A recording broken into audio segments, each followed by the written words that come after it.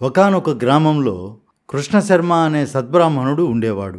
ఆయన వేదశాస్త్ర పురాణాలు సమస్తము పూర్తిగా చదివినవాడు కనుక అందున ఆయన సంపన్నుల కుటుంబంలో జన్మించుట వలన స్వతహాగా సంపన్నుడు కావడం చేత సంపాదన కోసం ప్రయత్నించక సంతోషంగా కులాసాగా కాలం గడిపేవాడు. ఆ ఊళ్ళో కొంతమంది పౌరులు విధిగా ప్రతి సాయంత్రము సంధ్యవేళకు ఆయన ఇంటి ఆరుబయటకు వచ్చి ఆయన ప్రవచనాల కోసం వేచి ఉండేవాళ్ళు. అలా వచ్చిన వాళ్ళల్లో సమస్యలున్నవాళ్ళు ఆయన కథల ద్వారా ప్రవచనాల ద్వారా ఏ సలహానో మరేదైనా పరిష్కారమో దొరుకుతుందని, మరికొందరేమో రోజు ఎంతో కొంత జ్ఞానం తెలుసుకోవడం కోసమని, కాలక్షేపానికని ఇంకొందరు, అలా అనేక మంది ఆయన వద్దకు వచ్చి చేరేవారు. ఆయన వాళ్లకు సమయ సందర్భాలను బట్టి మాట్లాడుతూ సమయోచితంగా అనేక రకాల కథలు, పురాణాలు, ఇతిహాసాలు చెప్పి వారిని ఆనందపరవశులను చేస్తూ ఉండేవాడు. దానివలన ఆయనకు ఎంతో ఆత్మసంతృప్తి కలిగేది. కృష్ణశర్మకు వేదశర్మ అనే ఒక కుమారుడున్నాడు. అతను కూడా బాగా చదువుకున్నవాడు కనుక ఆ దేశపు రాజుగారి కొలువులో ఆస్థాన పండితుడిగా పనిచేస్తుండేవాడు. కానీ వేదశర్మకు తన తండ్రి జీవించే విధమైన పద్ధతి బొత్తిగా నచ్చేది కాదు. అందుకని వేదశర్మ ఒకరోజు తన తండ్రితో, నాన్నగారు, మీరు కోపగించుకోనంటే ఓ మాట చెబుతాను, ఏమీ అనుకోకుండా వినండి. మీరు ఊసిపోకనో లేక ఏమీ తోచకనో ఉంటూ మీ జ్ఞానాన్ని విజ్ఞానాన్ని ఊరిలోని వారికి వీరికి అనవసరంగా కథలు చెబుతూ మీ సమయం వృధా చేసుకుంటున్నారు ఎందుకని అని తండ్రిని అడిగాడు. దానికి కృష్ణశర్మ, చూడు నాయనా, కథలతోనూ చిన్న చిన్న పిట్టకథలతోనూ ఉపమాన రీతిలో వారికి వారి జీవితానికి అన్వయించి చెప్పడం వలన అది వారి మనస్సుపై ఎంతో ప్రభావం చూపుతుంది. తద్వారా వాళ్ళు ఎంతో ఊరట పొందుతారు. అంతేకాకుండా ఏ విధంగా చూసినా కథా ప్రయోజనం చాలా గొప్పది. ఒక్క కథతో ఎన్ని పనులైనా సులభంగా సాధించవచ్చు. ఎంత అసాధ్యమైన సమస్యనైనను అలవోకగా తేలికగా ఎదుటి వ్యక్తికి అర్థమయ్యేటట్లు చెప్పి వారిని సరిచేయవచ్చు. అవతలి వాళ్లను ఆనంద పారవస్యంలో ఉంచవచ్చు. దాని ద్వారా ఓ పక్క మన మెదడుకు పదును పెట్టవచ్చు, అవసరమైతే ఎదుటివాడిని దెబ్బతీయవచ్చు అన్నాడు కృష్ణశర్మ. అయితే ఈ సమాధానం వేదశర్మకు తృప్తి కలిగించలేదు. అయినా తండ్రికి ఎదురు చెప్పలేక ఏమీ అనలేక ఊరుకున్నాడు. ఒకసారి వేదశర్మ రాజుగారి పని మీద సముద్రం దాటి మయూర దేశం వెళ్ళవలసి వచ్చింది. తన కుమారుణ్ణి ఒంటరిగా అంత దూరం ప్రయాణం మీద పంపడం ఇష్టం లేక అతని వెంట కృష్ణశర్మ కూడా బయలుదేరాడు. అలా వాళ్ళు మయూర దేశం చేరుకున్నారు. ఆ చేరిన మర్నాడే వేదశర్మ తను వచ్చిన పని ముగించుకున్నాడు. తిరిగి బయలుదేరడానికి సిద్ధమవుతూ ఉండగా అక్కడి రాజుగారు అతని గౌరవార్థం ఒక విందు ఏర్పాటు చేశాడు. అయితే వేదశర్మ అతని తండ్రి శాకాహారులని, మద్యం ముట్టరని కూడా ఆ దేశపు రాజుకు తెలుసు గనుక వారికి తగిన విధంగానే విందు ఏర్పాట్లు జరిగాయి. ఆ సమయాన అక్కడ రాజాస్థాన విదూషకుడికి వేదశర్మను ఎగతాళి పట్టించాలన్న ఉద్దేశ్యం కలిగింది. విందు సమయంలో అతను వినయంగా వేదశర్మను సమీపించి వేదశర్మకు ఏవేవో రకరకాల మద్యాల పేరు చెప్పి వీటిలో మీరు ఏది పుచ్చుకుంటారు అని అడిగాడు. దానికి వేదశర్మ తెల్లబోయి, అవేమిటో నాకు తెలియవు, అలాంటివేవీ నేను పుచ్చుకోను అని అన్నాడు. మహారాజు లాంటి వాళ్ళు మర్యాదకు నవ్వకపోయినా చాలామంది మద్యం సేవించని విధంగా జీవిస్తున్న వేదశర్మ అజ్ఞానానికి గొల్లున నవ్వారు. దానికి తన కుమారుడి తరపున వెంటనే స్పందించిన కృష్ణశర్మ విదూషకుడితో, ఈ నవ్వు నాకు వెనకటికి బురదగుంటలో నివసిస్తూ నవ్విన కొంగల నవ్వును గుర్తు చేస్తోంది అన్నాడు. దానికి విదూషకుడు, బురదగుంటలోని కొంగల నవ్వా, అదేమిటి అని అడిగాడు.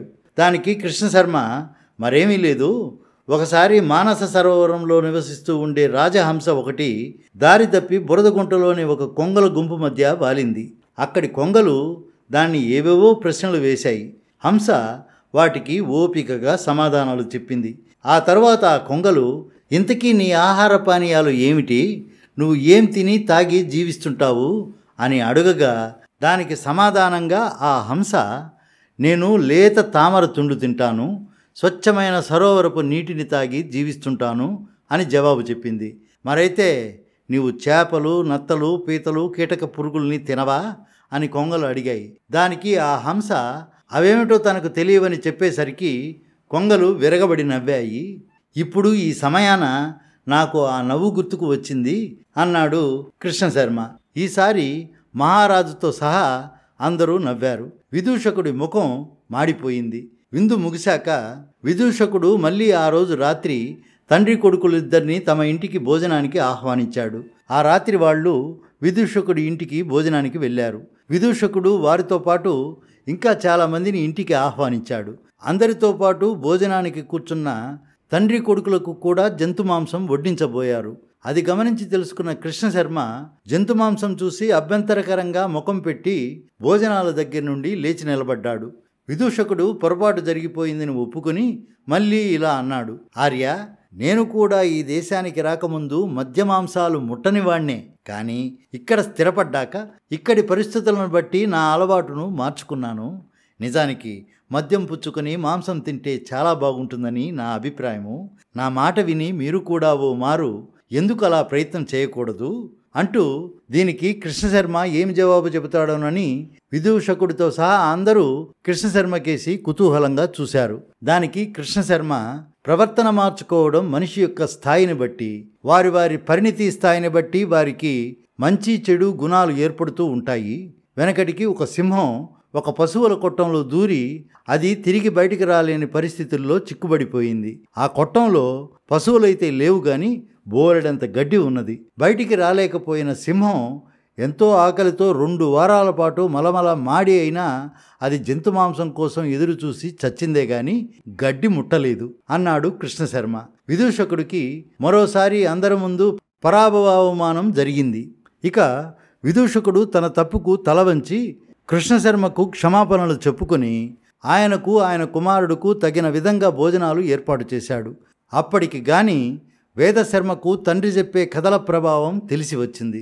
తిరుగు ప్రయాణంలో అతడు తండ్రిని బహుగా మెచ్చుకొని, నాన్నగారు, మీరు చెప్పిన కథలు నాకు కూడా తెలుసు, కానీ వాటిని ఇలా సందర్భోచితంగా ఉపయోగించవచ్చునని మాత్రం నాకు తెలియదు. కథలతో ఎదుటివాడిని దెబ్బ కొట్టడము, మెదడుకు పదులు పెట్టడము అంటే ఏమిటో అనుకున్నాను, కానీ ఇప్పుడు చూశాను. రోజు మీరు ఎందరికో మీ కథల ద్వారా సంతోషాన్ని కలిగిస్తున్నారు. అయితే నాన్నగారు, నాకు చిన్న సమస్య ఉన్నది. మీకు చెప్పుకుంటే ఏదైనా సలహా ఇస్తారనే ఆశతో చెబుతున్నాను. అదేమిటంటే, మా రాజాస్థానంలో నా క్రింద పనిచేసే ఎందరో ఉద్యోగులు ఉన్నారు. వాళ్ళ పట్ల నేనెంతో ప్రేమాభిమానాలు కలిగి ఉంటాను. కానీ వాళ్ళు అది అలుసుగా తీసుకొని నన్ను లోకువ కట్టేసి గౌరవించడం తగ్గించారు. అందుచేతనే నేను ఇప్పుడు వాళ్ళ పట్ల కఠినంగా ఉంటున్నాను. ప్రస్తుతం వాళ్ళు నన్ను చూసి హడలిపోతున్నారు. అది నాకు తృప్తిగా లేదు.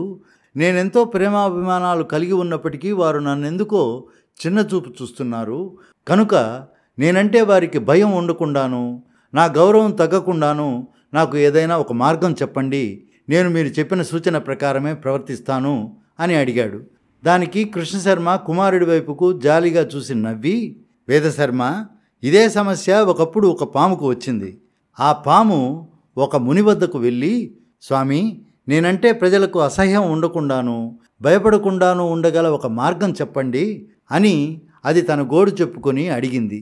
దానికి ఆ ముని, ఇక మీదటి నుండి నువ్వు ఎవరికీ హాని చేయవద్దు అని చెప్పాడు. ఇక అప్పటి నుండి ఆ పాము ముని చెప్పిన విధంగానే ఉంటూ సాధువులా ప్రవర్తించసాగింది. త్వరలోనే దాని సంగతి అందరికీ తెలిసిపోయింది. ఇక అప్పటి నుండి చిన్న పిల్లలు కూడా దానిని బాధించసాగారు.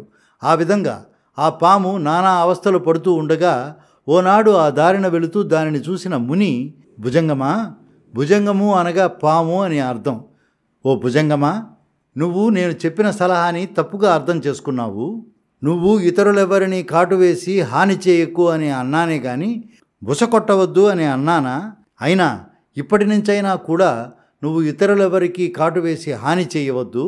ఎదుటివారు నీకు హాని చేసేలా ఉంటే మాత్రం ఊరకే బుసకొట్టు, అంతే చాలు అన్నాడు. తండ్రి చెప్పిన ఈ కథ విన్న తర్వాత వేదశర్మకు తన క్రింది ఉద్యోగులతో ఎలా ప్రవర్తించాలో అర్థమైపోయింది. అది మొదలుకొని అతను కథల వల్ల లాభం గుర్తించి తను కూడా కథలు చెప్పడం నేర్చుకున్నాడు. దీనిని బట్టి కథల వలన ఎంతో ప్రయోజనం ఉంటుంది. అది పిల్లలకు, పెద్దలకు అందరికీ ఉపయోగపడుతుంది. కనుక వీక్షకులు, మీరందరూ కూడా మంచి కథలను చెప్పడానికి నాకు అవకాశాన్ని ప్రోత్సాహాన్ని కలిగిస్తూ ఈ వీడియోను లైక్ చేయండి, అందరికీ షేర్ చేయండి. ధన్యవాదములు.